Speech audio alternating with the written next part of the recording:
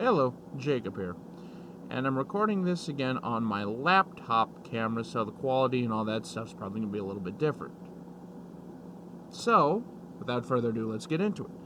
This will be a two-part video, first being a jersey show-off, and the second part being the Minnesota Vikings preview, so let's get into the first part.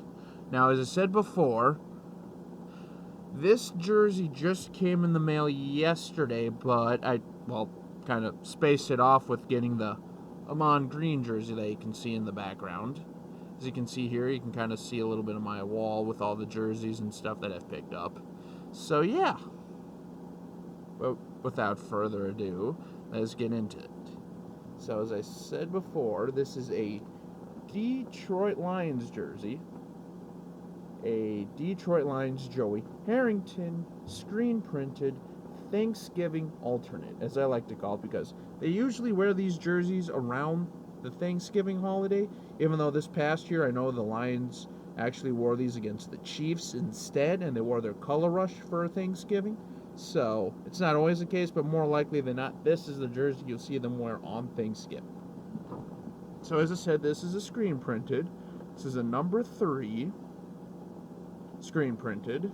This is a size 2XL. And again, I normally don't show off screen printed jerseys, but because this is of such a unique design and of a unique jersey, I figure I'd go ahead and show it off. Got the Harrington on the back, silk screened on, and the screen printed 3 with the Reebok vector on the side. And what I find always interesting about this jersey is no side number. So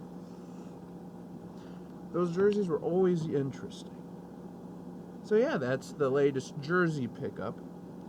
And fitting enough, that will lead into the next topic. The Minnesota Vikings taking on those Detroit Lions Sunday afternoon at US Bank Stadium, starting the 3 out of the last 4 games being NFC North opponents at home. The only time we're not at home is when we go play the LA Chargers, who that time got moved from Sunday night to the 3:05 slot, I believe, Central Time. So that'll be kind of interesting, considering this is the first time the Vikings have played a 3:05 game in, I want to say, a very long time. I can't remember if we've ever played a 3:05 game or not. But I know this will be the first time in a very, very long time, at least, I've played at 3:05. But I'll talk more about that in next week's video. But now the Vikings have to take care of the Detroit Lions because the Bears are hot and right on our heels. And they already have a game against us at Soldier Field. So yeah, if we slip up and the Bears catch us, I don't even want to think about that at this point. But let's just say the Vikings still have control in their own hands. Can we execute and can we do anything? Because, well, as I said before, the Bears are coming. The LA Rams are still in it. And I believe the Panthers are still somewhat in it too, but I could be totally wrong. Even after they fired Ron Rivera, which makes no sense to me, considering he's probably their best coach of all time, if not one of their best coaches of all time. But yeah, going into this Lions game, what was it? We might have a Kyle Sloter sighting? Does that name ring a bell, anyone? Does that name ring a bell? Hey, you in the back. Does Kyle Sloter, does that name ring a bell to you? Oh yeah, that was the quarterback that the Vikings fans wanted backing up Kirk Cousins going into week 1. Who then got cut and signed by Arizona. I believe he was on their practice squad, or was he on their 53-man?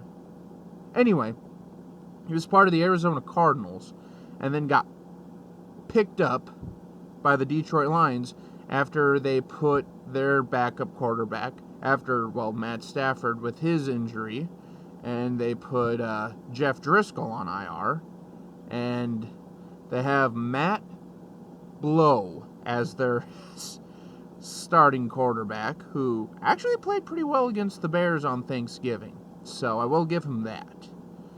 But yeah. So we very easily could be seeing Kyle Sloter starting against the Vikings, which, I mean, I don't really know what to expect from Sloter because I really haven't seen a lot of him, if he's even really thrown or played at all, since, Kyler Murray was sort of the new starter there in Arizona and looked all right. I mean, his team, well, he really doesn't have much of a team, but Kyler Murray, though, I think Arizona got their quarterback right. It's just, can they get him in the right scheme with the right players? But again, back to the Vikings.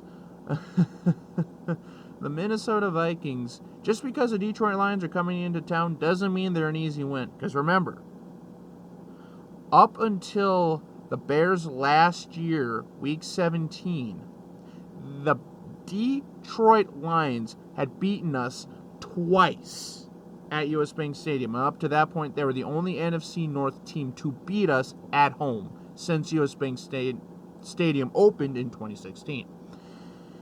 So yeah, the Lions have had really weird success against us, even in bad years. Granted, there was a couple of, fluke plays there with the Dalvin Cook injury. And I'm pretty sure, ironically enough, we also had the injury to Mike Hughes against the Lions. Or was that... No, I think that was just US Bank Stadium in general with our last couple first overall, or at least our first selections of those former drafts. So, yeah. I don't know. But anyway, back to this game. The thing that really scares me, Marvin Jones and Kenny Golladay, because our secondary can't stop shit. Our defense has regressed big time. And that scares the ever-loving daylights out of me. Because our pass rush, if basically at this point, it's turning into more of like a 2009, 2012 style of defense, where if our pass rush can't get to anybody, they're pretty much going to carve us up like a Thanksgiving turkey. And while, again, they may not have what you would consider household names at receivers, they're still pretty damn good, even though they are down TJ Hawkinson for the year. Which, honestly, I think that'll be a nice piece for the Lions moving forward. But yeah, so can Kirk Cousins tear apart that secondary, which, honestly, I have a feeling he will. He ran roughshod against him when we were up there in Detroit here a few weeks back. So, honestly, I really don't see our offense being an issue against their defense because, let's be honest here, the same issues we had in the last preview video pretty much still exist today for the Lions. They have no defense. And there's a very real possibility Matt Patricia might be playing his last few games as a coach. So, be interesting to see. However, though, can our defense at least hold up enough to stop them?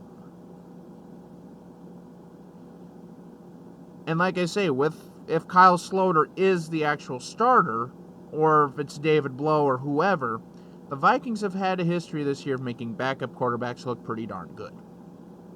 For some freaking reason. With that being said, though, I still have a feeling the Vikings are probably going to beat the Lions. Move to 9-4.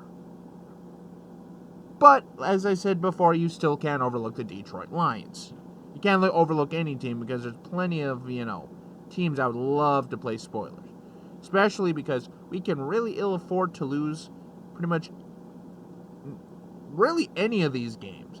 And like I say, the real meat grinder game, week 16 against the Packers on Monday night, where Kirk Cousins is now 0-8 on Monday night, which the media just loves to rub that shit in whenever the Vikings have something that goes against them. I mean, Jesus. I get it that, that's his record, but still. It just pisses me off, frankly, that the media is that biased against us. But, what can we do? Because, again, there's like 5 teams that they actually talk about, and if you're not a part of those 5 teams, Because again, Kirk Cousins wasn't the issue in that Seattle game. It was the fact that Diggs couldn't catch. Our defense looked like shit. We gave up over 200 yards rushing in that game. So, defense, now would be the time to wake the fuck up. Yeah. I don't know. This team, they do this every year. So can we please, for the love of God, just take care of the Detroit Lions? Let's get back to winning. Get back Adam Thielen. Get back some injuries. And go kick some ass. Let's do this going into the final 3 to 4 weeks of this season. Because at this point, I'm just looking to make the playoffs. If we can make the playoffs, that'll be good, and then everything resets. But the NFC is far from over when it comes to that, which I might make a video on that later, like within the next week or two, about the playoffs situation, because, whew, it is a doozy. But yeah, before I ramble on too much more,